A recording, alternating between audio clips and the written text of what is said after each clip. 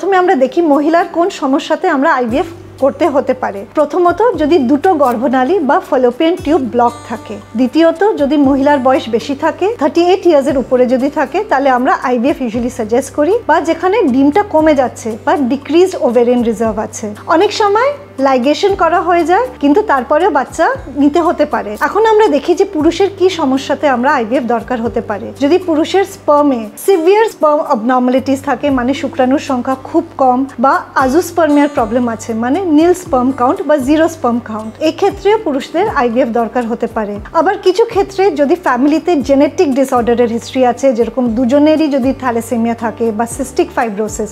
আবার কিছু ক্ষেত্রে দেখা যাচ্ছে অনেক দম্পতিদের অনেক দিন ধরে চিকিৎসা চলছে, ইনফার্টিলিটির কোনো কারণ পাওয়া যাচ্ছে না আর ট্রিটমেন্টে সাফল্যতা মিলছে না। এই ক্ষেত্রেও আপনারা আইভিএফ পদ্ধতিতে সাফল্যতার আশা রাখতে পারেন।